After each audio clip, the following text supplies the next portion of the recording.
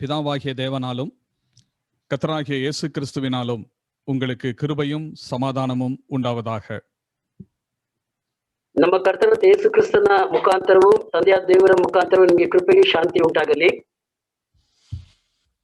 மீண்டும் இந்த இணையதளத்தின் மூலமாக கர்த்தருடைய வசனத்தோடு உங்களை சந்திப்பதில் அதிக மகிழ்ச்சி அடைகிறேன். ತಿರುಗಿ ಈ ಒಂದು ಕಾರ್ಯದ ಮೂಲಕವಾಗಿ ನಿಮ್ಮೊಟ್ಟಿಗೆ ಸಂಧಿಸುವಂತದ್ದು ಬಹಳ ಸಂತೋಷ ಉಂಟಾಗುತ್ತದೆ.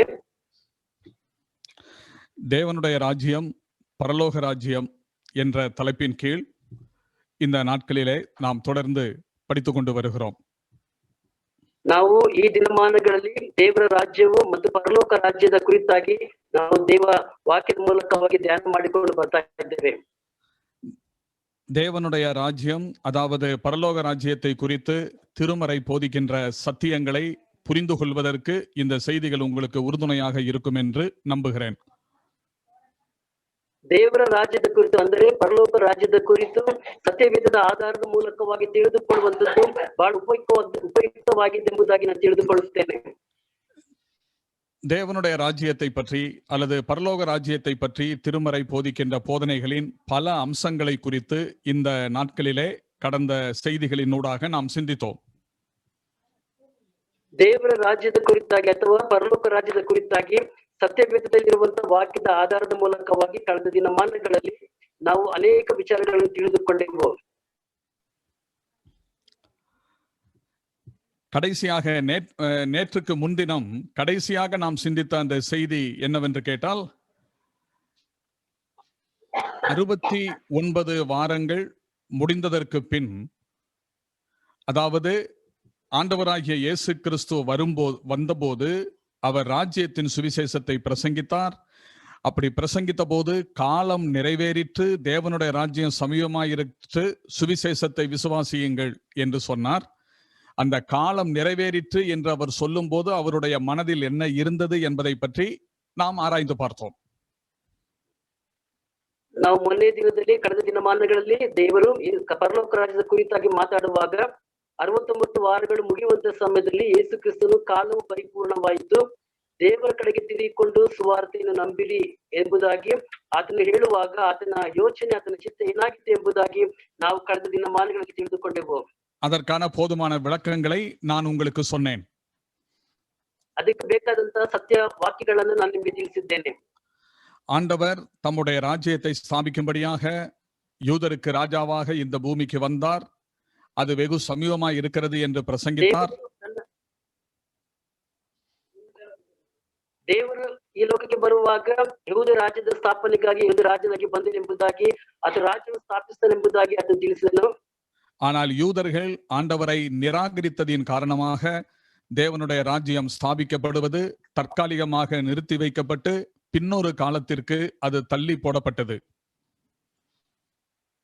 ಯಹೂದ್ಯರು ಯೇಸು ಕ್ರಿಸ್ತನನ್ನು ಅಂಗೀಕರಿಸದೇ ಇದ್ದುದರಿಂದ ಆತನ ರಾಜ್ಯವು ಸ್ಥಾಪಿಸಲು ತಡವಾಯಿತು, ಅದು ಮುಂದಿನ ದಿನಗಳಲ್ಲಿ ಸ್ಥಾಪಿಸಲ್ಪಡುತ್ತದೆ ಎಂಬುದು, ಇನ್ನೊಂದು ದಿನದಲ್ಲಿ ಸ್ಥಾಪಿಸಲ್ಪಡುತ್ತದೆ ಎಂಬುದಾಗಿ ಅದು ತಿಳಿಸಲ್ಪಡಿತು. எழுத்தின்படியான பூமிக்குரிய ராஜ்யம் தற்காலிகமாக நிறுத்தி வைக்கப்பட்டபடியினால் அந்த இடத்தில் ஆண்டவர் தம்முடைய அனாதி தீர்மானத்தின்படி ஆவிக்குரிய ராஜ்யத்தை பூமியிலே ஸ்தாபனம் பண்ணும்படி தீர்மானித்தார். ಹೇಳಲ್ಪಟ್ಟ ಪ್ರಕಾರವಾಗಿ ಯಹೂದ್ಯರು ಆ ಯೇಸು ಕ್ರಿಸ್ತನ ತಿರಸ್ಕರಿಸುವುದರಿಂದ ಆ ರಾಜ್ಯವು ಸ್ಥಾಪಿಸಲ್ಪಟ್ಟ ತಡವಾದ್ದರಿಂದ ಮುಂದಿನ ದಿನಗಳಲ್ಲಿ ದೇವರು ತನ್ನ ಆತ್ಮಿಕ ರಾಜ್ಯವನ್ನು ಸ್ಥಾಪಿಸುತ್ತಾನೆಂಬುದಾಗಿ ತಿಳಿಸಲ್ಪಡಿತು. அந்த ராஜ்யம் என்ன என்பதையும் அது ஸ்தாபிக்கப்பட்ட விதத்தை பற்றியும் இப்பொழுது நாம் விரிவாக சிந்திப்போம். ಆ ರಾಜ್ಯವು ಎಂಥದ್ದು, ಆ ರಾಜ್ಯವು ಸ್ಥಾಪಿಸಲ್ಪಡುವ ಕಾರ್ಯ ಏನೆಂಬುದಾಗಿ ವಿಚಾರವಾಗಿ ನಾವು ಸವಿಸ್ತಾರವಾಗಿ ದಿನ ನಾವು ತಿಳಿದುಕೊಳ್ತೇವೆ. மார்க்கு எழுதின நற்செய்தி நூல் 9ஆம் அதிகாரத்திற்கு நம்முடைய கவனத்தை திருப்புவோம். ಮಾರ್ಕನ ಬರೆಸುವಾರ್ತೆ 9ನೇ ಅಧ್ಯಾಯದ ಕಡೆಗೆ ನಮ್ಮ ಗಮನವನ್ನು ತಿರುಗಿಸಿಕೊಳ್ಳೋಣ. அதனுடைய முதல் வசனத்திலிருந்து 9ஆம் வசனம் வரை வாசிக்கலாம். ಅದರಲ್ಲಿ 1ನೇ ವಚನದಿಂದ 9ನೇ ವಚನ ತನಕ ನಾವು ಓದಿಕೊಳ್ಳೋಣ. ಮತ್ತು ಅವರಿಗೆ, ನಿಮಗೆ ನಿಜ ನಿಜವಾಗಿ ಹೇಳುತ್ತೇನೆ, ಇಲ್ಲಿ ನಿಂತಿರುವವರಿಗೆ ಕೆಲವರು ದೇವರ ರಾಜ್ಯವು ಪ್ರಬಲವಾಗಿ ಬಂದಿರುವುದನ್ನು ನೋಡುವ ತನಕ ಮರಣ ಹೊಂದುವುದಿಲ್ಲವೆಂದು ಹೇಳಿದನು. 6 ದಿವಸಗಳಾದ ಮೇಲೆ ಯೇಸು ಪೇತ್ರ, ಯಾಕೋಬ, ಯೋಹಾನರನ್ನು ಮಾತ್ರ ವಿಂಗಡವಾಗಿ ಕರಕೊಂಡು ಎತ್ತರವಾದ ಬೆಟ್ಟಕ್ಕೆ ಹೋದನು. ಅಲ್ಲಿ ಅವರ ಕಣ್ಣ ಮುಂದೆ ಆತನ ರೂಪ ಬೇರೆಯಾಯಿತು. ಆತನ ವಸ್ತ್ರಗಳು ಬಹು ಬೆಳ್ಳಗೆ ಹೊಳೆಯುತ್ತಿದ್ದವು. ಭೂಲೋಕದಲ್ಲಿರುವ ಯಾವ ಅಗಸನಾದರೂ ಅಷ್ಟು ಬೆಳ್ಳಗೆ ಮಾಡಲಾರನು. ಇದಲ್ಲದೆ ಎಲಿಯನು, ಮೋಶೆಯು ಅವರಿಗೆ ಕಾಣಿಸಿಕೊಂಡು ಯೇಸುವಿನ ಸಂಗಡ ಮಾತನಾಡಿದರು. ಆಗ ಪೇತ್ರನು ಯೇಸುವಿಗೆ, ಗುರುವೇ, ನಾವು ಇಲ್ಲೇ ಇರುವುದು ಒಳ್ಳೆಯದು. 3 ಪರ್ಣಶಾಲೆಗಳನ್ನು ಕಟ್ಟುವೆವು, ನಿನಗೊಂದು, ಮೋಶೆಗೊಂದು, ಎಲಿಯನಿಗೊಂದು ಎಂದು ಹೇಳಿದನು. ಏನು ಹೇಳಬೇಕೋ ತಿಳಿಯದೆ ಹೀಗೆ ಮಾತಾಡಿದನು. ಅವರು ಬಹಳವಾಗಿ ಹೆದರಿಕೊಂಡರು. ಅಷ್ಟರಲ್ಲಿ ಮೋಡವು ಬಂದು ಅವರ ಮೇಲೆ ಕವಿಯಿತು. ಆ ಮೋಡದೊಳಗಿಂದ ಈತನು ಪ್ರಿಯನಾಗಿರುವ ನನ್ನ ಮಗನು, ಈತನ ಮಾತನ್ನು ಕೇಳಿರಿ ಎಂದು ಆಕಾಶವಾಣಿ ಆಯಿತು. ಪಕ್ಕನೆ ಅವರು ಸುತ್ತ ನೋಡಿದಾಗ ತಮ್ಮ ಸಂಗಡ ಯೇಸುವನ್ನೇ ಹೊರತು ಆಗಿಂದ ಮತ್ತಾರನ್ನು ಕಾಣಲಿಲ್ಲ. ಅವರು ಬೆಟ್ಟದಿಂದ ಇಳಿದು ಬರುತ್ತಿರುವಾಗ ಆತನು ಅವರಿಗೆ, ನೀವು ಕಂಡಿರುವುದನ್ನು ಮನುಷ್ಯಕುಮಾರನು ಸತ್ತು ಜೀವಿತನಾಗಿ ಎದ್ದು ಬರುವ ತನಕ யாருக்கும் ತಿಳಿಸಬಾರದೆಂದು ಖಂಡಿತವಾಗಿ ಹೇಳಿದನು. நான் வாசித்த இந்த வேத பகுதியிலே சொல்லப்பட்டிருக்கிற சம்பவங்கள் என்ன என்பது உங்களுக்கு நன்றாக தெரியும். ನಾವು ವಾಕ್ಯ ಓದಿದ ಈ ಭಾಗದಲ್ಲಿ ಸಂಭವಿಸಿದಂತ ಸಂಭವಗಳು ಏನೆಂಬುದಾಗಿ ನೀವು ಸ್ಪಷ್ಟವಾಗಿ ಅರಿತುಕೊಂಡಿದ್ದೀರಿ. ஆண்டவர் தம்முடைய சீசர்களை பார்த்து சொல்லுகிறார்,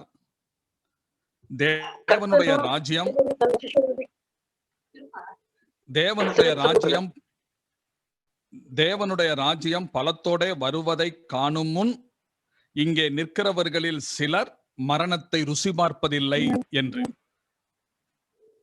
ಅಲ್ಲಿ ಯೇಸು ಸ್ವಾಮಿ ತನ್ನ ಶಿಷ್ಯರಿಗೆ ಹೇಳ್ತಾ ಇದ್ರು, ದೇವರಾಜ್ಯ ಪ್ರಬಲವಾಗಿ ಬರುವುದನ್ನು ನೋಡುವ ತನಕ ಇಲ್ಲಿ ನಿಂತಿರುವಂತ ಕೆಲವರು ಸಾಯುವುದಿಲ್ಲವೆಂಬುದಾಗಿ ಆತನು ಹೇಳಿದನು.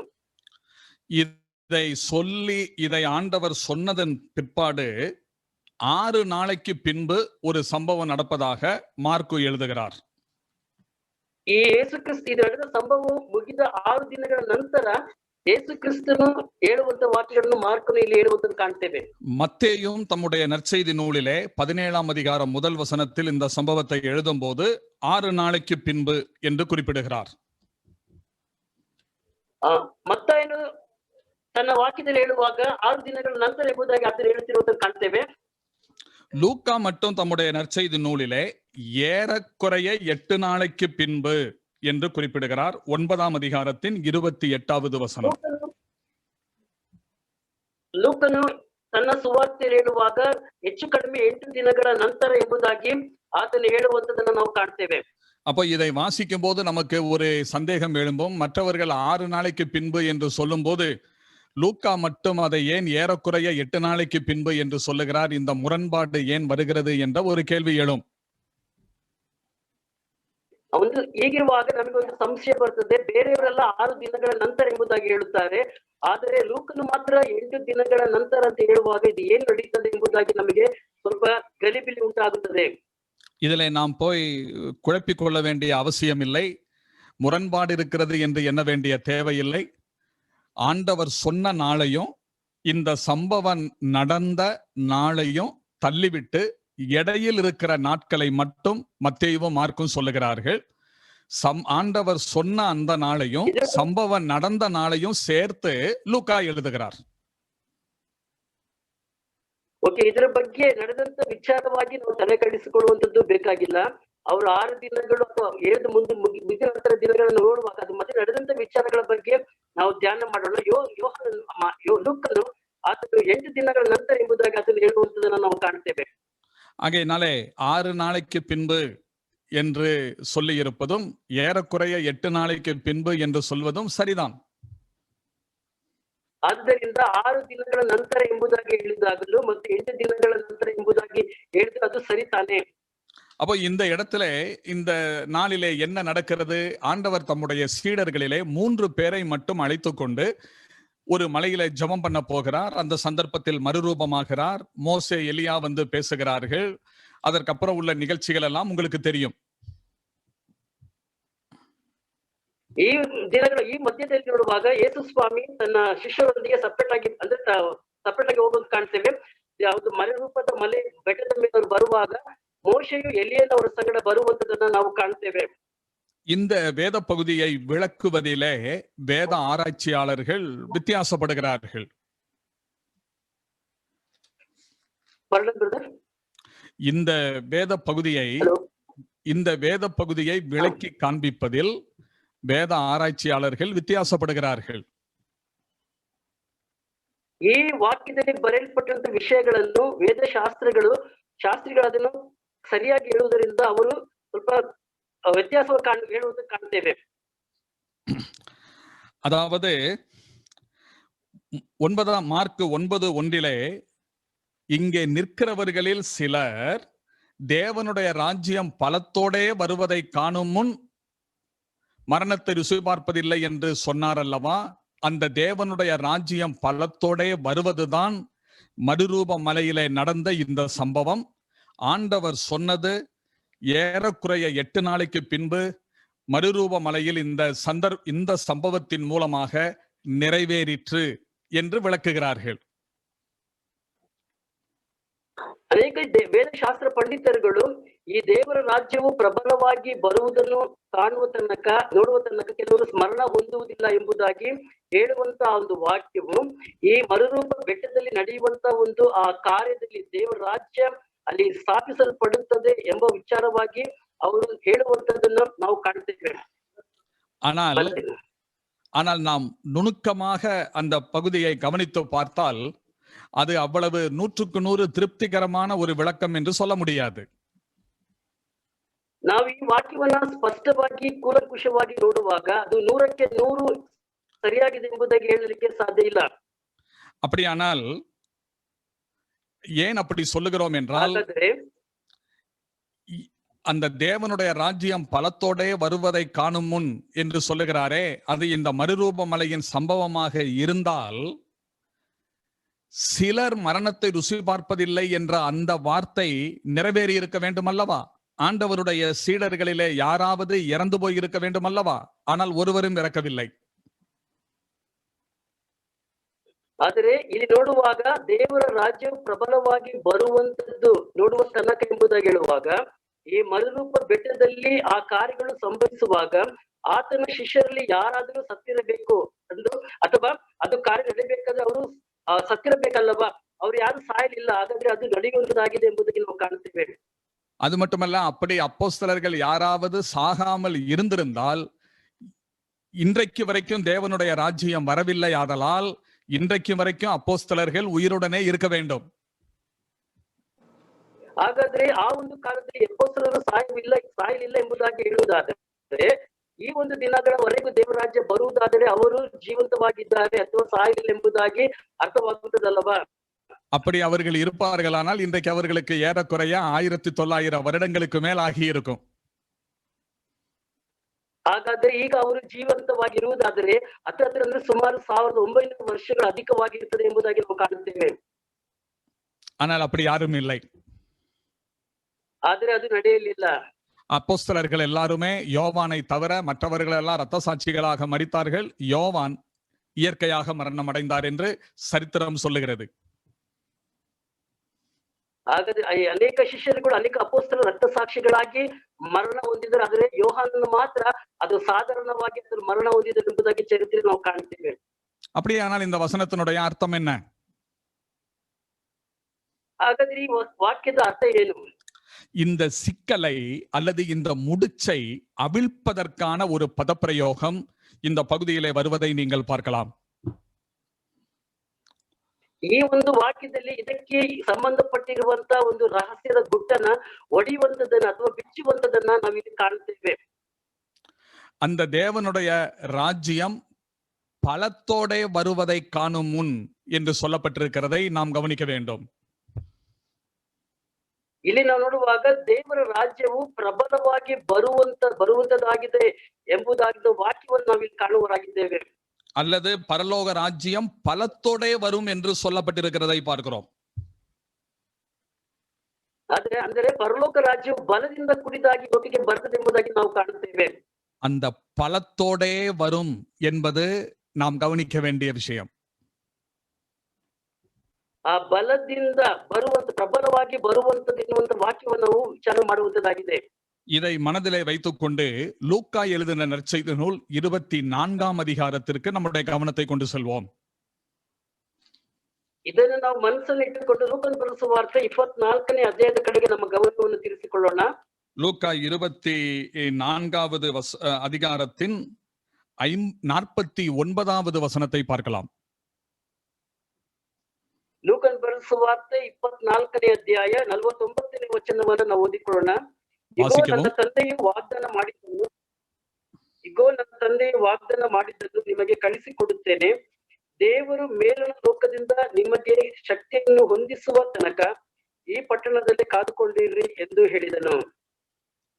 அங்கே மார்க் 9லே தேவனுடைய ராஜ்யம் பலத்தோடே வருவதை காணும் முன் என்று சொல்லப்பட்டிருப்பதில் பலம் என்பதை கவனிக்க வேண்டும்.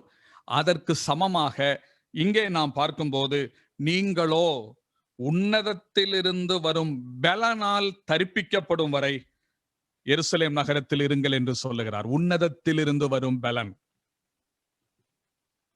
ಇಲ್ಲಿ ಮಾರ್ಕನ ಬರೆದ ಸುವಾರ್ತೆ 9ನೇ ಅಧ್ಯಾಯ ನೋಡುವಾಗ ದೇವರ ರಾಜ್ಯವು ಪ್ರಬಲವಾಗಿ ಬರುವುದನ್ನು ಎಂಬುದಾಗಿ ವಾಕ್ಯವನ್ನು ನಾವು ಗಮನಿಸಿ ಇಲ್ಲಿ ನೋಡುವಾಗ ಮೇಲಣ ಲೋಕದಿಂದ ನಿಮಗೆ ಶಕ್ತಿಯನ್ನು ಹೊಂದಿಸುವ ತನಕ ಹಿಡಿದು ಬರುವಂತ ತನಕ ಎಂಬುದಾಗಿ ಅಲ್ಲಿ ಹೇಳುವಂತದ್ದು ನಾವು ಗಮನಿಸುವಂತದ್ದಾಗಿದೆ. இதே விஷயத்தை மனதில் வைத்துக் கொண்டு இனி அப்போஸ்தல நடபடிகள் 1ஆம் அதிகாரத்திற்கு போவோம். இதே வாக்கியವನ್ನು ಮನಸ್ಸಲ್ಲಿ ಇಟ್ಟುಕೊಂಡು ಅಪೊಸ್ತಲರ ಕೃತ್ಯ 1ನೇ ಅಧ್ಯಾಯಕ್ಕೆ ನಾವು ಹೋಗೋಣ.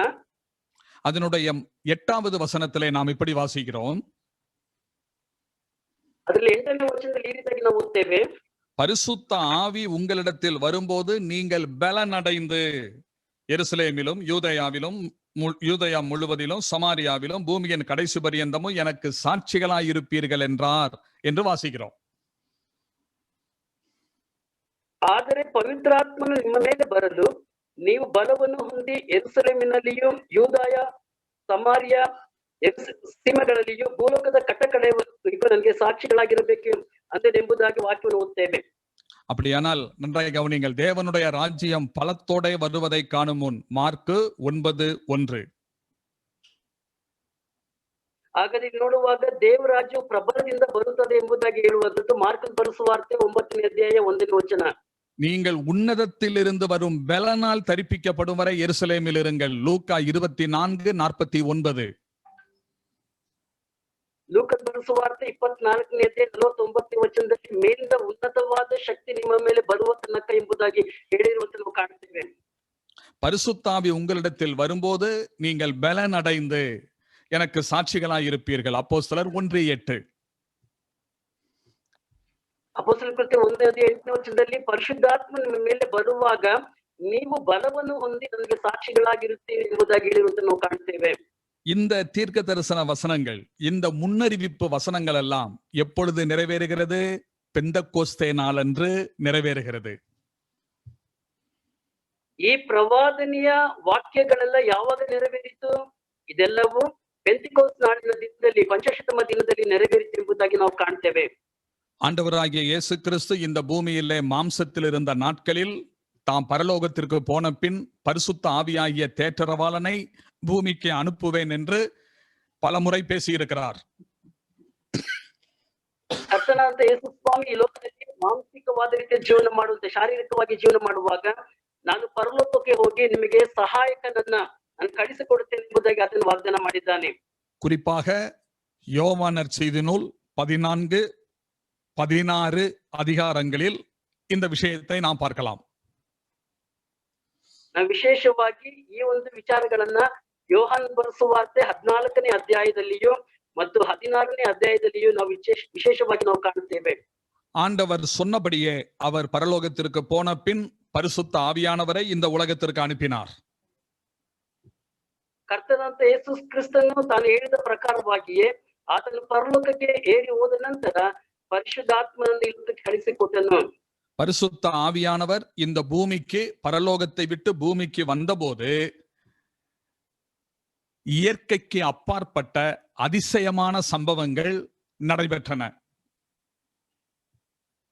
ಪರಿಶುದ್ಧಾತ್ಮನು ಪರಲೋಕವನ್ನು ಬಿಟ್ಟು ಈ ಭೂಮಿಗೆ ಬಂದ ನಂತರ ಪ್ರಕೃತಿಗೆ ಉನ್ನತವಾಗಿಯೂ ಅನೇಕ ಕಾರ್ಯಗಳನ್ನು ಮಾಡಿದ ಎಂಬುದಾಗಿ ನಾವು ಕಾಣ್ತೇವೆ. உதாரணமாக சொல்வதாக இருந்தால், ಉದಾಹರಣೆಗಾಗಿ ಹೇಳುವುದಾದರೆ, திருத்துவத்தில் இரண்டாம் நபராகிய கர்த்தராகிய இயேசு கிறிஸ்து பரலோகத்திலிருந்து பூலோகத்திற்கு மனிதனாய் வந்தபோது, பிறந்தபோது இயற்கைக்கு அப்பாற்பட்ட அதிசய சம்பவங்கள் நடந்தது போல, ಅಂದರೆ ಏಕತ್ವದಲ್ಲಿರುವಂತ ಎರಡನೇ ಮಗನಾಗಿರುವಂತ ಮನುಷ್ಯನಾಗಿರುವಂತ ಯೇಸು ಕ್ರಿಸ್ತನು ಪರಲೋಕವನ್ನು ಬಿಟ್ಟು ಈ ಭೂಮಿಯಲ್ಲಿ ಕನ್ಯಾಮರಿಯಲ್ಲಿ ಗರ್ಭಧರಿಸಿ ಜನಿಸಿದ ನಂತರ ಆತನ ಜೀವನ ಮಾಡುವಾಗ ಈ ಸೃಷ್ಟಿಗಳಿಗಿಂತ ಉನ್ನತವಾದಂತಹ ಕಾರ್ಯಗಳನ್ನು ಆತನು ಮಾಡಿದನು ಎಂಬ ಕಾರ್ಯಗಳನ್ನು ನಾವು ಕಾಣುತ್ತೇವೆ. அதுபோல பரிசுத்த ஆவியானவர் பூமிக்கு வந்தபோது இயற்கைக்கு அப்பாற்பட்ட அசாதாரணமான சம்பவங்கள் நடைபெற்றன. ಅದೇ ರೀತಿಯಾಗಿ ಪರಿಶುದ್ಧಾತ್ಮನು ಸಹ ಪರಲೋಕವನ್ನು ಬಿಟ್ಟು ಈ ಭೂಮಿಗೆ ಬಂದ ನಂತರ ಸೃಷ್ಟಿಗೆ ಅಧಿಕವಾದಂತ ಕಾರ್ಯಗಳನ್ನು ಅದ್ಭುತವಾದ ಕಾರ್ಯಗಳನ್ನು ಮಾಡಿದೆ ಎಂಬುದಾಗಿ ನಾವು ವಾಕ್ಯದಲ್ಲಿ ಕಾಣುತ್ತೇವೆ. பரிசுத்த ஆவியானவருடைய வருகையோடு தேவனுடைய திட்டத்தில் இருந்த ஆவிக்குரிய ராஜ்யம் பூமியில் ஸ்தாபனம் பண்ணப்பட்டது, அல்லது நிறுவப்பட்டது, அல்லது ஸ்தாபிக்கப்பட்டது. ಪರಿಶುದ್ಧಾತ್ಮನು ಈ ಲೋಕಕ್ಕೆ ಭೂಲೋಕಕ್ಕೆ ಬರುವ ಒಂದು ಮುಖಾಂತರವಾಗಿ ದೇವರ ರಾಜ್ಯದ ಆತ್ಮಿಕ ರಾಜ್ಯವು ಈ ಭೂಲೋಕದಲ್ಲಿ ಸ್ಥಾಪಿಸಲ್ಪಟ್ಟಿತ್ತು ಎಂಬುದಾಗಿ ನಾವು ಕಾಣುತ್ತೇವೆ. அப்படி ஸ்தாபிக்கப்பட்ட அந்த ஆவிக்குரிய ராஜ்யம்தான் புதிய ஏற்பாட்டு கால திருச்சபை. ಆ ಒಂದು ಸ್ಥಾಪಿಸಲ್ಪಟ್ಟಂತ ಒಂದು ಉನ್ನತ ಹೊಸ ರಾಜ್ಯವೇ ಅದು ಹೊಸ ಒಡಂಬಡಿಕೆಯ ಕಾಲದ ಕಾರ್ಯವಾಗಿದೆ. இந்த ரட்சிக்கப்படுகிறவர்களை கர்த்தர் அனுதினமும் சபையிலே சேர்த்து கொண்டு வந்தார் என்று சொல்லும் போது இந்த ஆவிக்குரிய ராஜ்யத்தில் நம்மை சேர்த்து கொண்டு வருகிறார் என்று பொருள்.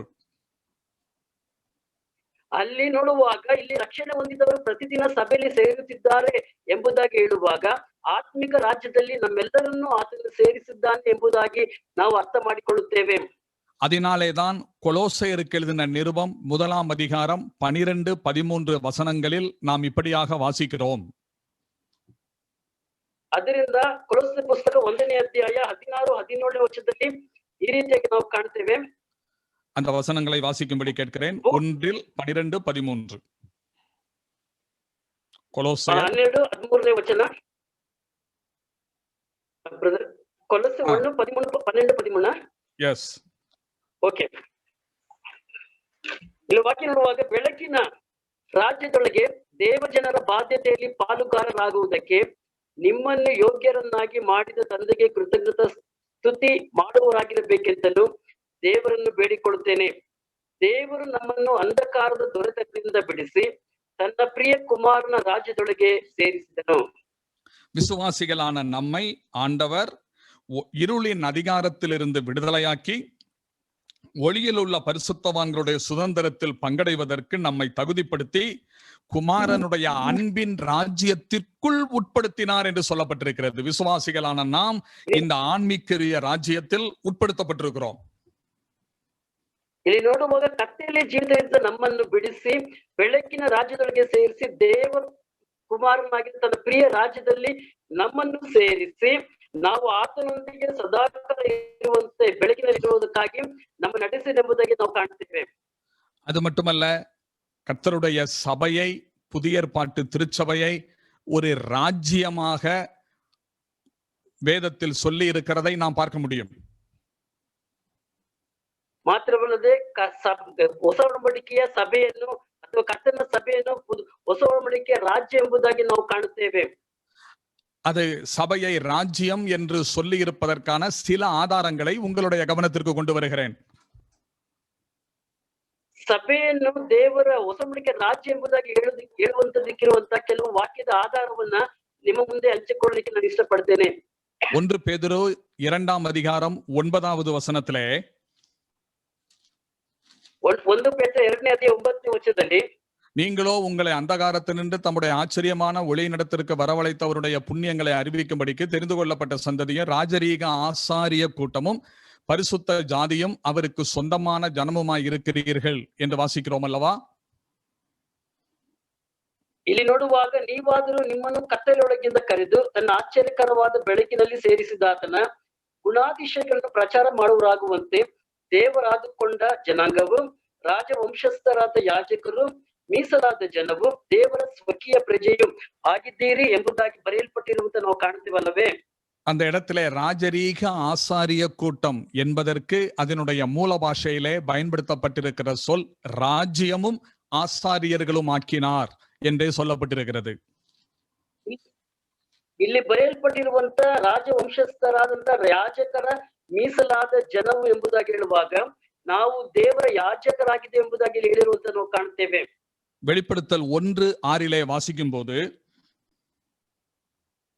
ಪ್ರಕಟಣೆ 1:6 ನೋಡುವಾಗ ஆண்டவர் நம்மிடத்தில் அன்பு கூர்ந்து தம்முடைய இரத்தத்தினாலே நம்முடைய பாவங்களற நம்மை கழுவி தம்முடைய பிதாவாகிய தேவனுக்கு முன்பாக நம்மை ராஜாக்களும் ஆசாரியர்களும் ஆக்கினார் என்று சொல்லப்பட்டிருக்கிறது. மூல பாஷையின்படி ராஜ்யமும் ஆசாரியர்களுமாக மாற்றினார் என்று பொருள். ವೇದ ವಾಕ್ಯದಲ್ಲಿ ಬರೆಯಲ್ಪಟ್ಟ ಮೂಲ ಭಾಷೆಯಲ್ಲಿ ಹೇಳಿರೋ ಪ್ರಕಾರವಾಗಿ ನಮ್ಮನ್ನು ಪ್ರೀತಿಸಿದವನು ತನ್ನ ರಕ್ತದ ಮೂಲಕವಾಗಿ ನಮ್ಮನ್ನು ಪಾಪಗಳಿಂದ ಬಿಡಿಸಿದವನು, ನಮ್ಮನ್ನು ರಾಜ್ಯವನ್ನಾಗಿಯೂ ತನ್ನ ತಂದೆಯಾದ ದೇವರಿಗೆ ಯಾಜಕರನ್ನಾಗಿಯೂ ಮಾಡಿರುವವನು ಆಗಿರುವ ಆತನಿಗೆ ಘನಮಾನ ಮಹಿಮೆ ಎಂಬುದಾಗಿ ಹೇಳಿ ಕಾಣ್ತೇವೆ. வெளிப்படுத்தல் 8-10 வரையுள்ள வசனங்களில் 24 மூப்பர்களும் 4 ஜீவன்களும் ஆண்டவருக்கு முன்பாக விழுந்து பணிந்து கொள்ளும் போது எங்களை ரத்தத்தினாலே மீட்டுக் கொண்டீர், ராஜாக்களும் ஆசாரியர்களும் ஆக்கினீர். மூல பாஷையின்படி எங்களை ராஜ்யமும் ஆசாரியர்களும் ஆக்கினீர் என்று சொல்லப்பட்டிருக்கிறது. ಪ್ರಕಟಣೆ ಗ್ರಂಥ 5ನೇ ಅಧ್ಯಾಯದಲ್ಲಿ 8ರಿಂದ ನಾವು ನೋಡುವಾಗ 10 ವರ್ಷ 12 ವರ್ಷದಲ್ಲಿ ನೋಡುವಾಗ ಆತ ನಮ್ಮನ್ನು ಪಾಪಗಳಿಂದ ಬಿಡಿಸಿ ತನಗೋಸ್ಕರ ರಾಜ್ಯರಾಗಿಯೂ ಯಾಜಕರನ್ನಾಗಿಯೂ ಮಾಡಿದ್ದಾನೆ ಎಂಬುದಾಗಿ ಬರೆಯಲ್ಪಟ್ಟಿರುವುದು ನಾವು ಕಾಣ್ತೇವೆ. ஆகவே நாம் சபையானது ஒரு ராஜ்யமாக இருக்கிறது என்றும் இருளின் அதிகாரத்திலிருந்து மீட்டுக் கொள்ளப்பட்ட நாம் அந்த ராஜ்யத்திற்குள் உள்ளாக்கப்பட்டிருக்கிறோம் என்றும் மிக தெளிவாய் நமக்கு சொல்லப்பட்டிருக்கிறதை காணலாம். ಆದುದರಿಂದ ದೇವರ ರಾಜ್ಯವಾಗಿರುವಂತ ನಾವು ಅಂಧಕಾರದ ಕತ್ತಲಿಂದ ಬಿಡಿಸಿ ನಾವು ದೇವರ ರಾಜ್ಯದಲ್ಲಿ ಸೇರಿಸಲ್ಪಟ್ಟಿದ್ದೇವೆ ಎಂಬುದಾಗಿ ನಾವು ತಿಳಿದುಕೊಳ್ಳಲಿಕ್ಕೆ ಸಾಧ್ಯವಾಗಿದೆ. அதனாலேதான் சபையிலே தேவன் ஆளுகைகளை ஏற்படுத்தினார் என்று 1 கொரிந்தியர் 12:28 வாசிக்கிறோம். ಅದರಿಂದ ಸಭೆಯಲ್ಲಿ ದೇವನು ಅಧಿಕಾರವನ್ನು ನಡೆಸಿದ್ದಾನೆ ಎಂಬುದಾಗಿ 1 ಕೊರಿಂಥ 12 ನೋಡ್ತೇವೆ. 1 கொரிந்தியர் 12:28 தேவனானவர் சபையிலே முதலாவது அப்போஸ்தலரையும், இரண்டாவது தீர்க்கதரிசிகளையும், மூன்றாவது போதகர்களையும் அப்படியே சொல்லிக் கொண்டு வரும்போது ஆளுகைகளையும் ஏற்படுத்தினார் என்று வாசிக்கிறோம். 1 ಕೊರಿಂಥ 12:28 ನೋಡುವಾಗ ಅಲ್ಲಿ ದೇವರು ತನ್ನ ಸಭೆಯಲ್ಲಿ ಮೊದಲನೇದಾಗಿ ಅಪೊಸ್ತಲರನ್ನು, ಎರಡನೇದಾಗಿ ಪ್ರವಾದಿಗಳನ್ನು, ಮೂರನೇದಾಗಿ ಉಪದೇಶಕರನ್ನು ಇಟ್ಟಿದ್ದಾರೆ. ಆಮೇಲೆ ಮಹತ್ಕಾರ್ಯಗಳನ್ನು ಮಾಡುವ ಶಕ್ತಿಯನ್ನು, ನಾನಾ ರೋಗಗಳನ್ನು ವಾಸಿ ಮಾಡುವವರನ್ನು ಕೊಟ್ಟಿದ್ದಾನೆ ಎಂಬುದಾಗಿ ನಾವು ಕಾಣುತ್ತೇವೆ. அப்போ சபையிலே ஆளுகைகளை ஏற்படுத்தினார் என்று சொல்லுவதிலிருந்து சபை ஒரு ராஜ்யம் என்பது நமக்கு நன்றாக தெரிகிறது. ಹಾಗಾದ್ರೆ ನೋಡುವಾಗ ಸಭೆಯಲ್ಲಿ ಒಂದು ಆಡಳಿತ ಎಂಬುದಾಗಿ ಹೇಳುವಂತದ್ದು ನೋಡುವಾಗ ಸಭೆ ಒಂದು ರಾಜ್ಯವಾಗಿದೆ ಎಂಬುದಾಗಿ ನಾವು ಅರ್ಥ ಮಾಡಿಕೊಳ್ತೇವೆ. ஆகவே தேவனுடைய ராஜ்யம் பலத்தோட வருவதை காணும் முன் இங்கே நிற்கிறவர்களில் சிலர் மரணத்தை ருசி பார்ப்பதில்லை என்று ஆண்டவர் சொன்னது பெந்தகோஸ்தே நாளில் நிறைவேறிற்று. பரிசுத்த ஆவியானவர் வர வல்லமையோடு பலத்தோடு தேவனுடைய சபை என்னும் ராஜ்யம் ஸ்தாபிக்கப்பட்டது. ಆದ್ದರಿಂದ ದೇವರ ವಾಕ್ಯ ಹೇಳಿದ ಪ್ರಕಾರವಾಗಿ ದೇವರ ರಾಜ್ಯವು ಪ್ರಬಲವಾಗಿ ಭೂಮಿಗೆ ಇಳಿದು ಬರುತ್ತದೆ ಎಂಬುದಾಗಿ ಹೇಳುವಾಗ ಸಭೆಯು ದೇವರ ರಾಜ್ಯವಾಗಿ ಇದ್ದುಕೊಂಡು ಆಡಳಿತ ನಡೆಸಿಕೊಂಡು ಪಂಚಶತಮ ದಿನದಲ್ಲಿ ಅದು ನೆರವೇರಿತು ಎಂಬುದಾಗಿ ನಾವು ಅದನ್ನು ತಿಳಿದುಕೊಳ್ತೇವೆ. அப்போ ஒரு கேள்வி எழும்புகிறது. ಹಾಗಾದ್ರೆ ಒಂದು ಪ್ರಶ್ನೆ ನಮ್ಮಲ್ಲಿ ಬರುತ್ತದೆ. தேவனுடைய ராஜ்யம் பலத்தோட வருவதை காணும் முன் இங்கே நிற்கிறவர்களில் சிலர் மரணத்தை ருசி பார்ப்பதில்லை என்று. அப்படியானால் சிலர் மரணத்தை ருசி பார்ப்பார்கள் என்று நமக்கு பொருளாகிறது. ಇಲ್ಲಿ ನೋಡುವಾಗ ದೇವರಾಜ್ಯವು ಪ್ರಬಲವಾಗಿ ಇಳಿದು ಬರುವಾಗ ಇಲ್ಲಿ ನಿಂತಿರುವವರಲ್ಲಿ ಕೆಲವರು ಸಾಯುವುದಿಲ್ಲ ಎಂಬುದಾಗಿ ಹೇಳುವಾಗ ಕೆಲವರು ಸಾಯುತ್ತಾರೆ ಎಂಬುದಾಗಿ ನಾವು ಅರ್ಥ ಮಾಡಿಕೊಳ್ತೇವೆ. ஆம், பெந்தகோஸ்தே நாளிலே பரிசுத்த ஆவியானவர் பலத்தோட வருவதை தொடர்ந்து சபை ஸ்தாபிக்கப்பட்டது. அதற்கு இடையிலே இயேசு கிறிஸ்துவின் சீடர்களில் ஒருவரான யூதாஸ் நான்கு கொண்டு செத்ததை நாம் வேதத்திலே வாசிக்கிறோம். ಪಂಚಶತಮ ದಿನದಲ್ಲಿ ಪರಿಶುದ್ಧಾತ್ಮನು ಬಂದು ತನ್ನ ಕಾರ್ಯವನ್ನು ಸಾಧಿಸುವಂತ ದಿನಗಳ ಮಧ್ಯದಲ್ಲಿ ಆ ಒಂದು ಇಸ್ಕರಿಯೋತ ಯೂದನು ತನ್ನ ಸತ್ತು ಹೋದನು ಎಂಬುದಾಗಿ ನಾವು ಕಾಣುತ್ತೇವೆ. இவ்வாறு மார்க்கு சுவிசேஷம் 9ஆம் அதிகாரம் மத்தேயு 17ஆம் அதிகாரத்தின் முதல் 9 வசனங்கள், லூக்கா 9ஆம் அதிகாரத்தில் சொல்லப்பட்டிருக்கிற இதே சம்பவம் நிறைவேறிற்று. ಇಲ್ಲಿ ನೋಡುವಾಗ ಮಾರ್ಕ್ ಬರೆದ ಸುವಾರ್ತೆಯಲ್ಲಿಯೂ ಮತ್ತು ಲೂಕನ್ ಬರೆಸುವ 9 ವಚನಗಳಲ್ಲಿಯೂ ಲೂಕನ್ ಬರೆದ ಸುವಾರ್ತೆ ಹೇಳಲ್ಪಟ್ಟ ವಾಕ್ಯಗಳೆಲ್ಲ ಅದು ನೆರವೇರಿತು ಎಂಬುದಾಗಿ ನಾವು ಕಾಣುತ್ತೇವೆ. இனி இதோடு சேர்த்து இன்னொரு விஷயத்தையும் உங்களுடைய கவனத்திற்கு கொண்டு வர வேண்டும் என்று விரும்புகிறேன். ಇದರೊಂದಿಗೆ ಸೇರಿ ಇನ್ನೂ ಕೆಲವು ವಿಚಾರಗಳನ್ನು ನಿಮ್ಮ ಗಮನಕ್ಕೆ ತರುವುದಕ್ಕೆ ನಾನು ಇಷ್ಟಪಡ್ತೇನೆ. மார்க்கு சுவிசேஷம் 16ஆம் அதிகாரத்திற்கு நம்முடைய கவனத்தை திருப்புவோம். ಮಾರ್ಕನ್ ಬರೆದ ಸುವಾರ್ತೆ 16ನೇ ಅಧ್ಯಾಯದ ಕಡೆಗೆ ನಮ್ಮ ಗಮನವನ್ನು ನಾವು ತಿರುಗಿಸಿಕೊಳ್ಳೋಣ. இந்த மார்க்கு சுவிசேஷம் 16ஆம் அதிகாரம் 18வது வசனத்தில் நாம் இப்படியாக வாசிக்கிறோம். ಈ ಮಾರ್ಕನ್ ಬರೆದ ಸುವಾರ್ತೆ 16ನೇ ಅಧ್ಯಾಯ 18ನೇ ವಚನದಲ್ಲಿ ಈ ರೀತಿಯಾದ ವಾಕ್ಯವನ್ನು ನಾವು ಓದ್ತೇವೆ. ஆண்டவர் பேதுருவை பார்த்து சொல்லுகிறார். ஆண்டவர் பேதுருவை பார்த்து ಕರ್ತನಾದ ದೇವರು ಪೇತ್ರನೋಡಿ ಹೇಳ್ತಾನೆ, நீ பேதுருவாய் இருக்கிறாய், இந்த கல்லின் மேல் என் சபையை கட்டுவேன், பாதாள வாசல்கள் அதை மேற்கொள்வதில்லை என்று. ಇಲ್ಲಿ ಯೇಸು ಕ್ರಿಸ್ತನ ಪೇತ್ರನಿಗೆ ಹೇಳ್ತಾರೆ, ನೀನು ಪೇತ್ರನು ನಿನ್ನ ಮೇಲೆ ಈ ಕಲ್ಲಿನ ಮೇಲೆ ಸಭೆಯನ್ನು ಕಟ್ಟುತ್ತೇನೆ, ಪಾದಾಳದ ಶಕ್ತಿಗಳನ್ನು ಅಲ್ಲಾಡಿಸಲಾರದು ಎಂಬುದಾಗಿ. புதிய ஏற்பாட்டிலே சபையை பற்றி ஏறக்குறைய 110 தடவைகள் சொல்லப்பட்டிருக்கின்றன. அதிலே முதல் தடவையாக வருகிற பகுதி இதுதான். ಹೊಸ ಒಡಂಬಡಿಕೆಯಲ್ಲಿ ಸಭೆಯ ಬಗ್ಗೆ 110 ಸಾರಿ ಹೇಳಲ್ಪಟ್ಟಿದೆ. ಅದರಲ್ಲಿ ಮೊದಲನೇದು ಈ ವಾಕ್ಯವಾಗಿದೆ. இதிலே நான் என் சபையை கட்டுவேன் என்று ஆண்டவர் சொன்னதற்கு பிற்பாடு, ಇಲ್ಲಿ ನಾನು ನನ್ನ ಸಭೆಯನ್ನು ಕಟ್ಟುವೆನು ಎಂಬುದಾಗಿ ಕರ್ತನಾದ ಯೇಸು ಕ್ರಿಸ್ತನು ಹೇಳಿದ ನಂತರ அடுத்த 19வது வசனத்தில் பரலோக ராஜ்யத்தின் திறவுகோல்களை நான் உனக்கு தருவேன். பூலோகத்திலே நீ கட்டுகிறது எதுவோ அது பரலோகத்திலும் கட்டப்பட்டிருக்கும், பூலோகத்திலே நீ கட்டவிழ்ப்பது எதுவோ அது பரலோகத்திலும் கட்டவிழ்க்கப்பட்டிருக்கும் என்று ஆண்டவர் சொல்லதாக வாசிக்கிறோம். ಇಲ್ಲಿ ಅದಾಗಿದ್ದ 19ನೇ ವರ್ಷದಲ್ಲಿ ಪರಲೋಕದ ಬೀಗದ ಕೈ ನಿನಗೆ ಕೊಡಲ್ಪಡುತ್ತದೆ, ಇನ್ನು ಭೂಲೋಕದಲ್ಲಿ ಏನನ್ನು ಬಿಚ್ಚುತ್ತೀಯ ಅದು ಪರಲೋಕದಲ್ಲಿ ಬಿಚ್ಚಲ್ಪಡುವುದು, ಇನ್ನು ಭೂಲೋಕದ ಏನು ಕಟ್ಟುತ್ತೀಯ ಅದು ಪರಲೋಕದಲ್ಲಿ ಕಟ್ಟಲ್ಪಡುವುದು ಎಂಬುದಾಗಿ ಇಲ್ಲಿ ಬರೆಯಲ್ಪಟ್ಟಿರುವಂತದನ್ನ ನಾವು 18வது வசனத்தில் என் சபையை கட்டுவேன் என்று சொல்லிவிட்டு 18ನೇ ವಚನದಲ್ಲಿ ನನ್ನ ಸಭೆಯನ್ನು ಕಟ್ಟುವೆನು ಎಂಬುದಾಗಿ ಹೇಳಿದ ನಂತರ 19வது வசனத்தில் பரலோக ராஜ்யத்தின் திறவுகோல்களை நான் உனக்கு தருவேன் என்று சொல்லுகிறதினாலே 18ஆம் வசனத்தில் சொல்லி இருக்கிற சபையையே 19வது வசனத்தில் ராஜ்யம் என்று சொல்லி இருக்கிறது என்பது நமக்கு தெளிவாகிறது. 19ನೇ ವಚನದಲ್ಲಿ 18ನೇ ವಚನದಲ್ಲಿ ಸಭೆಯನ್ನು ಕಟ್ಟುತ್ತೇನೆ ಎಂಬುದಾಗಿ ಹೇಳಿ 19ನೇ ವಚನದಲ್ಲಿ ನನ್ನ ಪರಲೋಕ ರಾಜ್ಯದ ಬೀಗವನ್ನು ಕೈ ಕೊಡುತ್ತೇನೆ ಎಂಬುದಾಗಿ ಹೇಳುವಾಗ ಆ ಸಭೆಯು ಕಟ್ಟಲ್ಪಡುತ್ತದೆ, ದೇವರ ರಾಜ್ಯ ಸ್ಥಾಪಿಸಲ್ಪಡುತ್ತದೆ ಎಂಬ ಅರ್ಥವು ಪರಿಪೂರ್ಣವಾಗುವಂತದ್ದು ನಾವು ಕಾಣುತ್ತೇವೆ.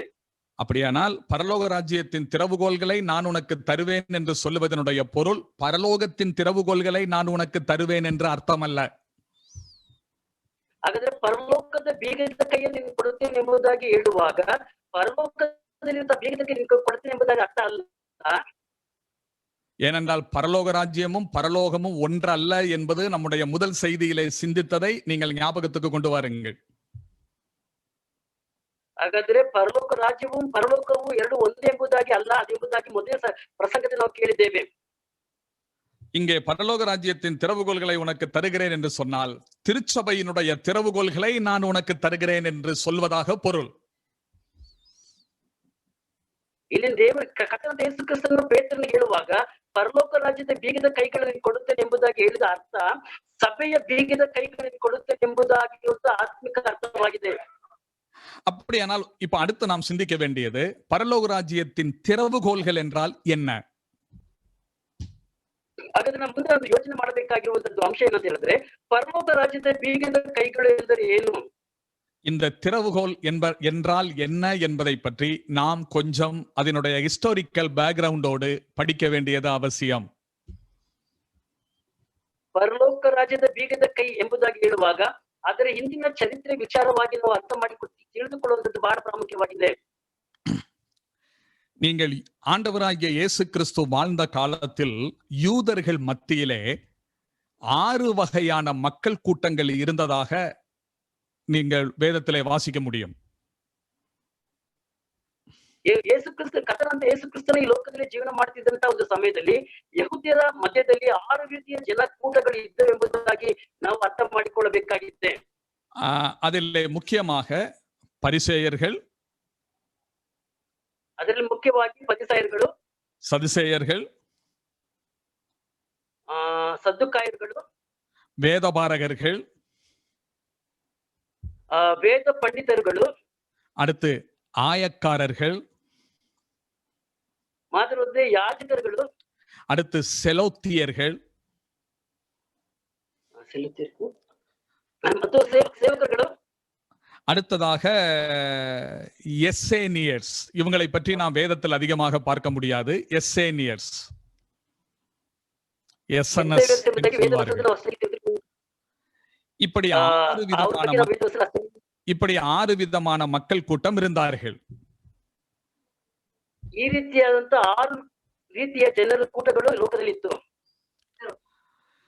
இந்த 6 விதமான மக்கள் கூட்டங்களில் ஒரு குழுவினர் வேதபாரகர்கள், வேத சாஸ்திரிகள். ಈ 6 ಕೂಟ ಜನಗಳ ಮಧ್ಯದಲ್ಲಿ ಒಂದು ಕೂಟ ಜನರು ವೇದಪಾರಗರು, ಶಾಸ್ತ್ರಿಗಳು ಎಂಬುದಾಗಿ ನಾವು ಕಾಣ್ತೇವೆ. வேதபாரகர்கள் என்று நாம் வேதத்திலே பார்க்கின்ற முதல் மனிதன் எஸ்ரா.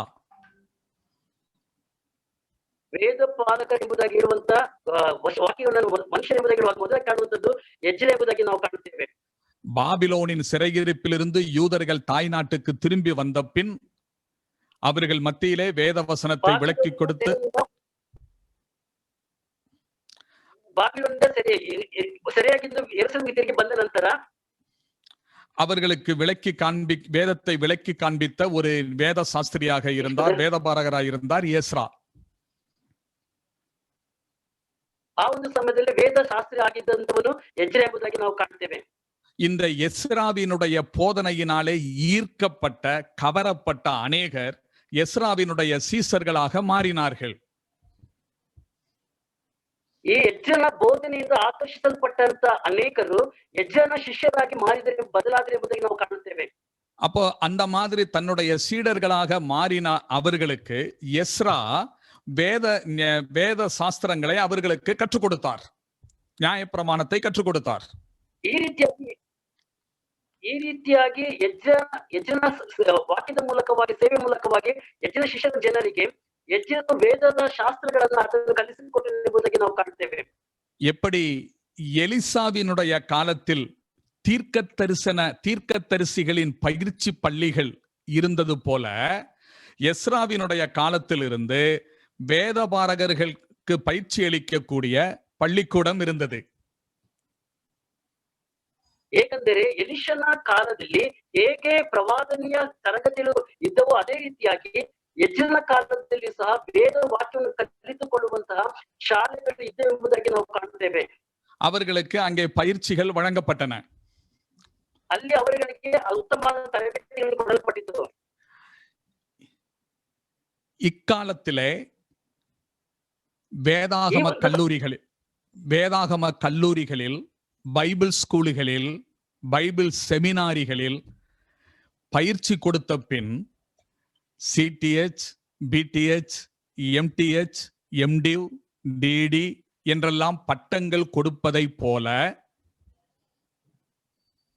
ಈ ರೀತಿಯಾಗಿ ಸತ್ಯವೇದದ ತರಬೇತಿ ಶಾಲೆಗಳಲ್ಲಿ ಅವರಿಗೆ ಬೋಧನೆ ಕಲಿತುಕೊಂಡ ನಂತರ ಅವರಿಗೆ ಎಲ್ಲ ರೀತಿಯ ಒಂದು ಶಾಸ್ತ್ರಾಭ್ಯಾಸ ಮಾಡಿದ ನಂತರ ಸಿಟಿಎಚ್, ಡಿಟಿಎಚ್, ಬಿಟಿಎಚ್, ಎಂಟಿಎಚ್, ಪಿಎಚ್ ಈ ರೀತಿಯಾಗಿ ಕೊಡುವಂತದ್ದಾಗಿದೆ. அக்காலத்திலே வேதபாரகர்களின் பயிற்சி கூடத்தில் கோர்ஸ் முடித்து வருகிறவர்களுக்கு அவர்கள் இந்த படிப்பை முடித்தவர்கள் என்பதற்கு அடையாளமாக அவர்கள் வேத வசனத்தை விளக்கி காண்பிக்கக்கூடிய, போதிக்கக்கூடிய அதிகாரம் பெற்றவர்கள் என்பதை காண்பிக்கும்படியாக அவர்களுக்கு ஒரு திறவுகோல் பட்டயமாக கொடுக்கப்பட்டது.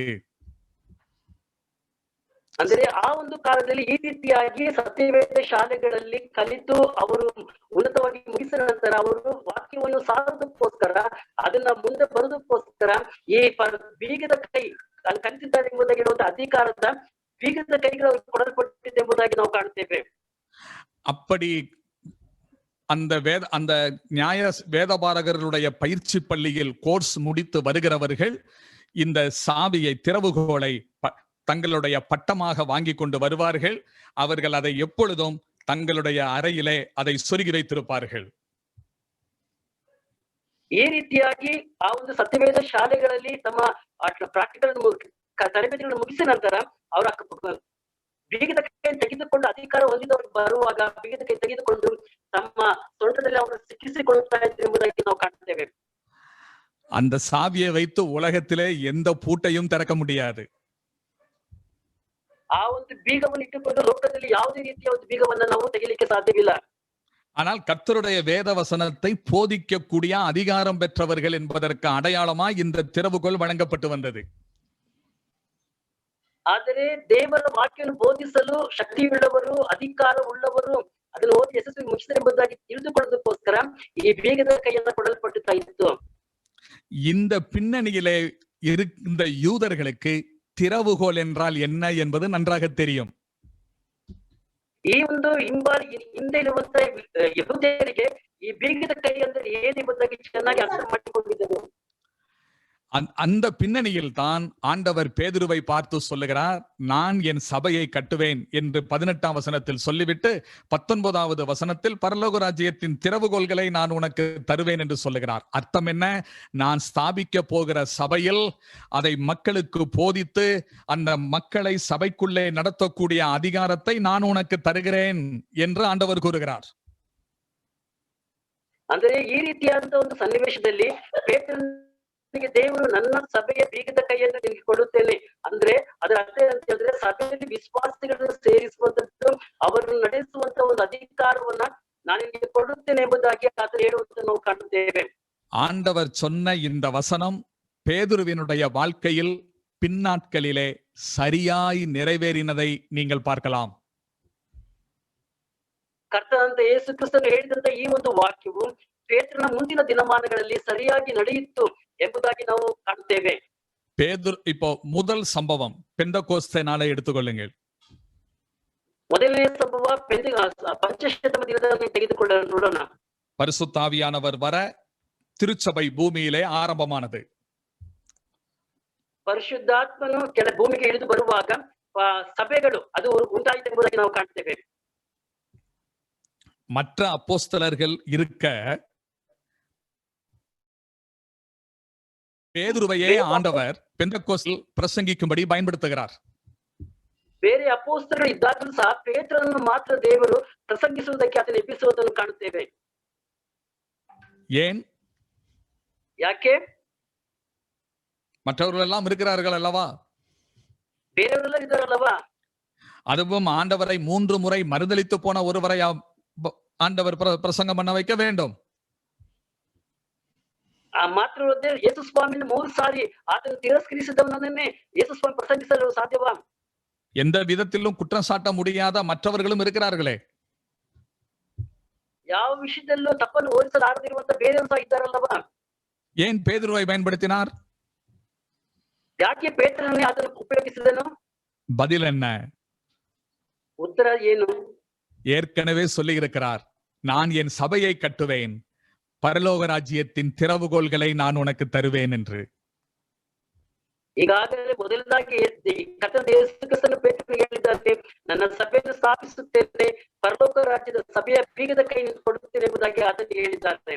அந்த தீர்க்க தரிசனம் நிறைவேறுகிறது. பெந்தகோஸ்தே நாளில் பேதுரு அந்த திறவுகோலை பயன்படுத்தி வசனத்தை பிரசங்கிக்க 3000 பேர் சபை என்னும் ஆவிக்குரிய ராஜ்யத்திலே சேர்க்கப்பட்டார்கள். ಆ ಒಂದು ಪ್ರವಾದನೆಯ ವಾಕ್ಯವು ನೆರವೇರಿತು. ಹೇಗೆ ಅಂತ ಹೇಳಿದ್ರೆ ಪೇತ್ರನು ಆ ಬೀಗದ ಕೈ ಉಪಯೋಗಿಸಿ ಪ್ರಸಂಗ ಮಾಡುವಾಗ 3000 ಜನರು ಸಭೆಯೊಳಗೆ ಸೇರಿಸಿದರು ಎಂಬುದಾಗಿ ನಾವು ಕಾಣುತ್ತೇವೆ. அப்போ பெந்தகோஸ்தே நாளில் யூதர்கள் பேதுரு அந்த திறவுகோலை பயன்படுத்தி சேர்த்த கூட்டம் யூதர்கள். ಯಹೂದ್ಯರು ಅಂದ್ರೆ ಪೇತ್ರನು ಪ್ರಸಂಗ ಮಾಡಿ ಸಭೆಯೊಳಗೆ ಸೇರಿಸಿದಂತಹ ಆ ಒಂದು ಕೂಟ, ಅದರ ಬೀಗದ ಕೈ ಉಪಯೋಗಿಸಿ ಪ್ರಸಂಗ ಮಾಡಿದ ಕೂಟ ಜನಗಳು ಅದು ಯಹೂದ್ಯರಾಗಿದ್ದಾರೆ ಎಂಬುದಾಗಿ ನಾವು ಕಾಣುತ್ತೇವೆ. இனி அப்போஸ்தலர் 8ஆம் அதிகாரத்துக்கு வாருங்கள். அப்போஸ்தலர் கிருத்த 8ನೇ அத்தியாயಕ್ಕೆ ಬಂದಿರಿ. அங்கே பந்தி விசாரிப்புக்காக எருசலேம் சபையில் தெரிந்தெடுக்கப்பட்ட 7 உதவிக்காரர்களில் ஒருவரான பிலிப்பு போய் ஊழியம் செய்கிறார். அநேகர் ரட்சிக்கப்பட்டார்கள். ಅಲ್ಲಿ ಜನರನ್ನ ಗಮನಿಸಲಿಕ್ಕೋಸ್ಕರ ಆರಿಸಲ್ಪಟ್ಟ 7 ಜನರು ಆರಿಸಲ್ಪಟ್ಟಲ್ಲಿ ಒಬ್ಬನಾಗಿದ್ದ ಫಿಲಿಪ್ಪನು ಸೇವೆ ಮಾಡುವಾಗ ಅಲ್ಲಿ ಅನೇಕ ರಕ್ಷಿಸಲ್ಪಟ್ಟರೆಂಬುದಾಗಿ ನಾವು ಕಾಣುತ್ತೇವೆ. இந்த விஷயத்தை அறிந்த எருசலேம் சபையார் பேதுருவையும் யோவானையும் அங்கே அனுப்புகிறார்கள். ಈ ವಿಷಯವನ್ನು ಅರಿತಂತ ಯೆರೂಸಲೇಮಿನ ಸಭೆಯವರು ಪೇತ್ರನನ್ನು ಮತ್ತು ಯೋಹಾನನನ್ನು ಆ ಒಂದು ಪಟ್ಟಣಕ್ಕೆ ಕಳಿಸಿಕೊಡುವಂತದನ್ನು ನಾವು ಕಾಣುತ್ತೇವೆ. பேதுருவும் யோவானும் அவர்கள் மேல் கைகளை வைத்து ஜெபம் பண்ணுகிறார்கள். பரிசுத்த ஆவியானவர் அவர்கள் மேல் இறங்குகிறார். ಪೇತ್ರನ ಮತ್ತು ಯೋಹಾನನು ಅಲ್ಲಿ ವಿಶ್ವಾಸಿಗಳಾದಂತ ಜನರ ತಲೆ ಮೇಲೆ ಕೈ ಇಟ್ಟು ಪ್ರಾರ್ಥನೆ ಮಾಡುವಾಗ ಅವರು ಪರಿಶುದ್ಧಾತ್ಮೆಯಿಂದ ತುಂಬಿಸಲ್ಪಟ್ಟರಾದರು ಎಂಬುದನ್ನು ಕಾಣುತ್ತೇವೆ. ஏன் பிலிப்பு தானே அங்க போய் பிரசங்கம் பண்ணினார்? பிலிப்பನು தானே ಅಲ್ಲಿ ಪ್ರಸಂಗ ಮಾಡಿದನು. அவர்கள் மூலமா தானே இவர்கள் ரட்சிக்கப்பட்டு இவர்கள் விசுவாசத்திற்குள்ளே வந்தார்கள் சமாரியர்கள். பிலிப்பன பிரசಂಗದ ಮೂಲಕವಾಗಿ ತಾನೇ ಸಮಾರ್ಯದವರು ರಕ್ಷಣೆ ಅನುಭವಕ್ಕೆ ಬಂದರು. பிலிப்பு தானே இவர்களுக்கு ஞானஸ்நானம் கொடுத்தார். பிலிப்பನು ತಾನೇ ಇವರಿಗೆ ದೀಕ್ಷಾಸ್ನಾನ ಕೊಟ್ಟನು. பிலிப்பு மூலமாக அநேக அற்புத அடையாளங்கள் சமாரியாவில் நடைபெற்றனவே.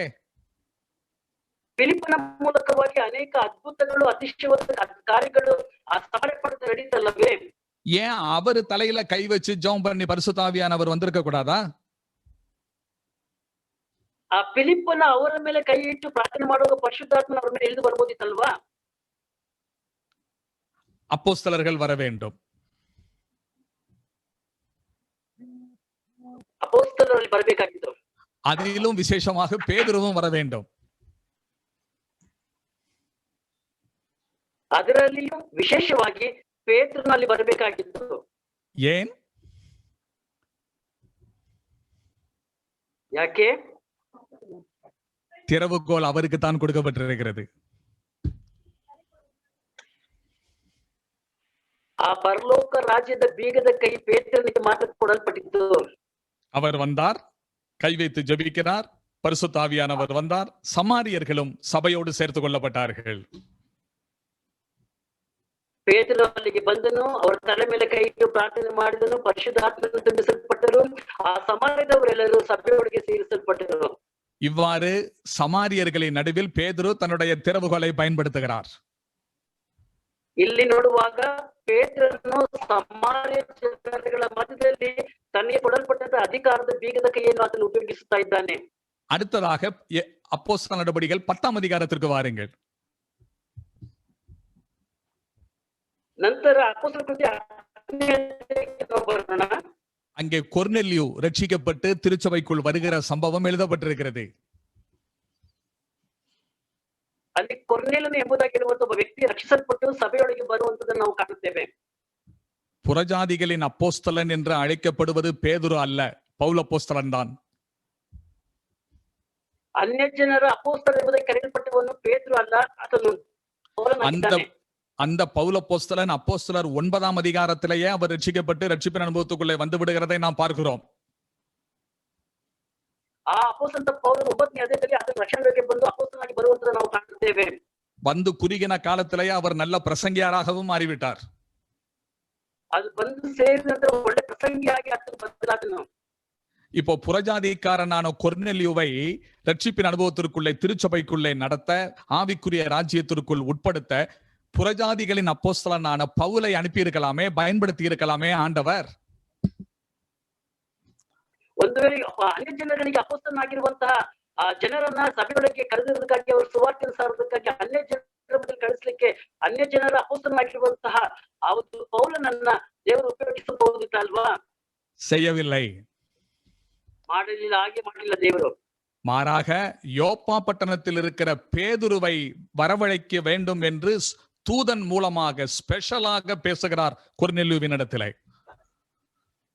ಬದಲಾಗಿ ಆ ಯೊಪ್ಪ ಪಟ್ಟಣದಲ್ಲಿ ಇದ್ದಂತ ಪೇತ್ರನನ್ನ ಕರೆತರಬೇಕೆಂಬುದಾಗಿ ಕೊರ್ನೆಲಿಯನ ಒಂದು ದೂತನ ಮೂಲಕವಾಗಿ ತಿಳಿಸುವಂತ ನಾವು ಕಾಣ್ತೇವೆ. பேதுரு வந்தார், ಪೇತ್ರನು ಬಂದನು, கொர்நெலியுவின் வீட்டிலே பிரசங்கம் பண்ணுகிறார். ಕೊರ್ನೆಲಿಯನ ಮನೆಯಲ್ಲಿ ಆತನ ಪ್ರಸಂಗ ಮಾಡುತ್ತಾನೆ.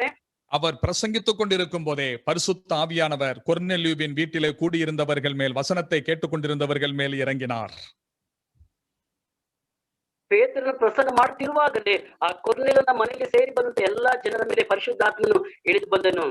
பேதுரு தனக்கு கொடுக்கப்பட்ட திறவுகோல்களை பயன்படுத்தி புறஜாதிகளையும் கர்த்தருடைய சபை என்னும் ராஜ்யத்திற்குள்ளே பிரவேசிக்க செய்தார்.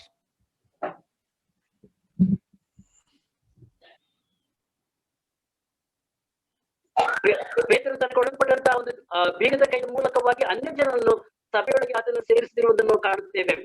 இவ்வாறு பரலோக ராஜ்யத்தின் திறவுகோல்களை நான் உனக்கு தருகிறேன் என்று சொன்ன வார்த்தை பேதுருவினுடைய சரித்திரத்தில் வாழ்க்கையில் மிக துல்லியமாய் அற்புதமாய் நிறைவேற்றி முடிந்ததை 3 சந்தர்ப்பங்களிலாக நாம் பார்க்கிறோம். ಹೀಗೆ ಪರಲೋಕ ರಾಜ್ಯದ ಬೀಗದ ಕೈಯಲ್ಲಿ ಕೊಡುತ್ತೇನೆ ಎಂಬ ವಾಕ್ಯವನ್ನು ಅದು ನೆರವೇರಲ್ಪಟ್ಟಂತದನ್ನು 3 ರೀತಿಯ ಭಾಗಗಳಲ್ಲಿ ನಾವು ನೋಡುತ್ತೇವೆ. அப்போஸ்தலர் 1:8 ஆண்டவர் சொல்லும் போது பரிசுத்தாவி உங்களிடத்தில் வரும்போது நீங்கள் பலனடைந்து யூதேயாவிலும் அடுத்து சமாரியாவிலும் பூமியின் கடைசி பரியந்தம் எனக்கு சாட்சிகளாயிருப்பீர்கள். இந்த 3 விதமான கூட்டத்தையும் பேதுரு திறவுகோல்களை பயன்படுத்தி ராஜ்யத்திற்குள்ளே பிரவேசிக்க செய்தார். ಅಪೊಸ್ತಲರ ಕೃತ್ಯ 1:8 ಕರ್ತನಾದ ದೇವರು ಹೇಳುವಂತ ಸಮಯದಲ್ಲಿ ಪರಿಶುದ್ಧಾತ್ಮ ನಿಮ್ಮ ಮೇಲೆ ಬರುವಾಗ ನೀವು ಯೂದಾಯದಲ್ಲಿಯೂ ಸಮಾಜದಲ್ಲಿಯೂ ಮತ್ತು ಲೋಕದ ಕಟ್ಟ ಕಡೆಯವರೆಗೂ ಸುವಾರ್ತೆ ಸಾರಬೇಕೆಂಬುದಾಗಿ ಹೇಳಿದಂತ ಆ ಒಂದು ಬೀಗದ ಕೈ ಈ 3 ಜನಗಳ ಮಧ್ಯೆ ಕಾರ್ಯವನ್ನು ಸೇವೆ ಮಾಡಿ ರಕ್ಷಣೆಗೆ ನಡೆಸಿ ಅವರು ಕಾಣುತ್ತೇವೆ. அப்போஸ்தலர் 10ஆம் அதிகாரத்தோடு கூட பேதுருக்கு கொடுக்கப்பட்ட திறவுகோல்கள் பயன்படுத்தி முடிய ಅಪೊಸ್ತಲರ ಕೃತ್ಯ 10ನೇ ಅಧ್ಯಾಯದಲ್ಲಿ ಪೇತ್ರನಿಗೆ ಕೊಡಲ್ಪಟ್ಟಂತಹ ಒಂದು ಬೀಗದ ಕಾರ್ಯದ ಕೆಲಸವು ಮುಗಿಯುವಾಗ அதற்கப்புறமாக 12ஆம் அதிகாரத்தில் பேதுரு அப்போஸ்தலனை கடைசியாக நாம் பார்க்கிறோம். ಅದ ನಂತರ 12ನೇ ಅಧ್ಯಾಯದಲ್ಲಿ ಅಪೊಸ್ತಲರಾದ ಪೇತ್ರನನ್ನು ಕೊನೆಯದಾಗಿ ನಾವು ಕಾಣುತ್ತೇವೆ. அதற்கப்புறமாக பேதுருவினுடைய ஊழியத்தை பற்றி அப்போஸ்தல நடபடிகளில் நாம் பார்ப்பதில்லை. அவருடைய சகாப்தம் முடிகிறது. அதற்கப்புறமாய் 13ஆம் அதிகாரத்திலிருந்து அப்போஸ்தலர் கடைசி வரை 28ஆம் அதிகாரம் வரை புறஜாதிகளின் அப்போஸ்தலனான பவுலினுடைய சரித்திரம்தான் அங்கே முக்கிய இடம் பெறுகிறதை நாம் பார்க்கிறோம். ನಾವು 12ರಲ್ಲಿ ಪೇತ್ರನ ಒಂದು ಸೇವೆ ಕಾರ್ಯವನ್ನು ನೋಡ್ತೀವಿ. ಅದ ನಂತರ ಅಲ್ಲಿಂದ ಮುಂದೆ ನಾವು ಪೇತ್ರನ ಒಂದು ಎಲ್ಲ ಯಾವುದೇ ಕಾರ್ಯ ನೋಡುತ್ತಿಲ್ಲ. 13ನೇ ಅಧ್ಯಾಯದಿಂದ ಕೊನೆ 28ನೇ ಅಧ್ಯಾಯದವರೆಗೆ ಅನ್ಯ ಜನಗಳ ಅಪೊಸ್ತಲನಾಗಿರುವಂತ ಪೌಲನ ಸೇವೆ ಆತನ ಕಾರ್ಯಗಳ ಕುರಿತಾಗಿ ನಾವು ನೋಡ್ತೇವೆ. வேத வசனம் எவ்வளவு துல்லியமாய் சரியாக நிறைவேறுகிறது என்பதை பாருங்கள். ನೋಡಿದ್ದೀರಿ, ದೇವರ ವಾಕ್ಯ ಎಷ್ಟು ಸ್ಪಷ್ಟವಾಗಿ ಸರಿಯಾಗಿ ನಡೀತಾನೆ ಎಂಬುದಾಗಿ ನೋಡಿದ್ದೀರಿ. இந்த ஆவிக்குரிய ராஜ்யத்தில் உட்படுத்தப்பட்டிருக்கிற நாம் அல்லது நமக்கு இன்னொரு எழுத்தின்படியான ஒரு லிட்டரல் கிங்டம் பூமியிலே ஸ்தாபிக்கப்பட போகிறது. அந்த ராஜ்யத்துக்காக நாம் காத்திருக்கிறோம். ಈ ಆತ್ಮಿಕ ಸಭೆಯಲ್ಲಿ ಸೇರಿಸಲ್ಪಟ್ಟಂತ ನಮಗೆ ಇನ್ನೊಂದು ರಾಜ್ಯ ಅದು ವಾಗ್ದಾನ ಮಾಡಲ್ಪಟ್ಟಿದೆ. ಅದು ಭೂಮಿಯಲ್ಲಿ ಸ್ಥಾಪಿಸಲ್ಪಡುತ್ತದೆ ಎಂಬುದಾಗಿ ನಾವು ತಿಳಿದುಕೊಳ್ಳುವರಾಗಿದ್ದೇವೆ. அதுதான் மில்லினியல் கிங்டம். ಅದೇ ನೋಡುವಾಗ ಅದು ದೇವರ ಮಿಲಿಯನ್ ಕಿಂಗ್ಡಮ್ ಎಂಬುದಾಗಿ ನಾವು ಕಾಣುತ್ತೇವೆ. 1000 வருட அரசாட்சி, 1000 ವರ್ಷದ ರಾಜ್ಯನ ಯೇಸು ಕ್ರಿಸ್ತನ ಆಳ್ವಿಕೆ. இப்போது ஆவிக்குரிய ராஜ்யத்திற்கு உட்படுத்தப்பட்டிருக்கிற நாம் அந்த ராஜ்யத்தில் அவரோடு கூட ஆளுகை செய்வதற்காக காத்திருக்கிறோம். ಈ ಒಂದು ಆತ್ಮಿಕ ರಾಜ್ಯದಲ್ಲಿ ಸೇರಿಸಲ್ಪಟ್ಟಿರುವಂತ ನಾವು ಮುಂದೆ ಬರುವಂತಹ ಒಂದು 1000 ವರ್ಷದ ಆಳ್ವಿಕೆಯಲ್ಲಿ ದೇವರೊಟ್ಟಿಗೆ ಅಧಿಕಾರ ನಡೆಸುತ್ತೆ ಎಂಬುದಾಗಿ ನಾವು ಅರ್ಥ ಮಾಡಿಕೊಳ್ಳುತ್ತೇವೆ. அந்த நம்பிக்கையோடு காத்திருக்கிற நாம் இந்த ஆவிக்குரிய ராஜ்யத்தில் எப்படி வாழ வேண்டும், எப்படி நடந்து கொள்ள வேண்டும் என்று போதிக்கிறது புதிய ஏற்பாட்டு நிருபங்கள். ಆ ಒಂದು ರಾಜ್ಯದ ವಿಚಾರವಾಗಿ ನಂಬಿಕೆಯಿಂದ ಕಾತುಕೊಂಡು ನಾವು ಹೇಗೆ ಈ ಆತ್ಮಿಕ ರಾಜ್ಯ ನಾವು ನಡೆದುಕೊಳ್ಳಬೇಕು, ಯಾವ ರೀತಿಗೆ ಸಾಕ್ಷಿಯಾಗಿರ್ಬೇಕೆಂಬುದಾಗಿ ಈ ದೇವರ ವಾಕ್ಯ ನಮಗೆ ಸ್ಪಷ್ಟವಾಗಿ ಬೋಧಿಸುವಂತದ್ದಾಗಿದೆ. அதன்படி நாம் நடந்தால் அந்த ராஜ்யத்தில் அவரோடு கூட ஆளுகை செய்வதற்கான அந்த அதிகாரத்தை பெறுவோம். ಆ ರೀತಿಯಾಗಿ ನಾವು ನಡೆಯುವುದಾದರೆ ಆ ಒಂದು 1000 ವರ್ಷದ ಆಳ್ವಿಕೆಯಲ್ಲಿ ನಾವು ದೇವರಿಗೆ ಅಧಿಕಾರ ಹೊಂದುತ್ತೇವೆ ಎಂಬುದಾಗಿ ನಾವು ಅರ್ಥ ಮಾಡಿಕೊಳ್ಳುತ್ತೇವೆ. அந்த அதிகார எல்லைகள் நிர்ணயிக்கப்படும். ಆ ಅಧಿಕಾರವನ್ನ ಸ್ಥಳವು ನಮಗೆ ತೀರ್ಮಾನಿಸಲ್ಪಡುತ್ತದೆ.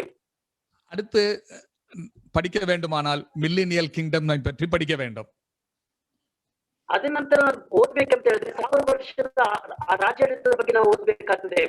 அதற்கப்புறமாக நித்திய ராஜ்யத்திற்கு நேராக நாம் கடந்து செல்ல வேண்டும். அதை பற்றியும் படிக்கலாம். ಅದರ ನಂತರ ನಿತ್ಯವಾದ ರಾಜ್ಯದ ಬಗ್ಗೆ ನಾವು ಯೋಚನೆ ಮಾಡಬೇಕಾಗಿದೆ. ಅದರ ಬಗ್ಗೆ ನಾವು ಓದಬೇಕಾಗಿದೆ. எனக்கு கொடுக்கப்பட்ட நேரம் முடிவடைந்து விட்டதால் என்னுடைய செய்தியை நான் இங்கே நிறைவு செய்கிறேன். ನನಗೆ ಕೊಡಲ್ಪಟ್ಟಿರುವ ಸಮಯ ಮುಗಿದಿದ್ದರಿಂದ ನಾನು ಇಲ್ಲಿ ಮುಗಿಸುತ್ತೇನೆ. விஷயத்தை எப்படியாவது முடிக்க வேண்டும் என்பதற்காக சற்று நேரம் அதிகமாக எடுத்துக்கொண்டேன், மன்னிக்க வேண்டும். ವಿಷಯವನ್ನು ಹೇಗಾದ್ರೂ ಮುಗಿಸಬೇಕೆಂಬುದಾಗಿ ಸ್ವಲ್ಪ ಜಾಸ್ತಿ ಸಮಯ ತೆಗೆದುಕೊಳ್ಳಿ, ದಯಮಾಡಿ ಕ್ಷಮಿಸಿರಿ. கிருபை உங்களோடு இருப்பதாக. ಕರ್ತನ ಕೃಪೆ ನಿಮ್ಮ ಕಡೆ ಯಾವಾಗಲೂ ಇರಲಿ. ಆಮೆನ್.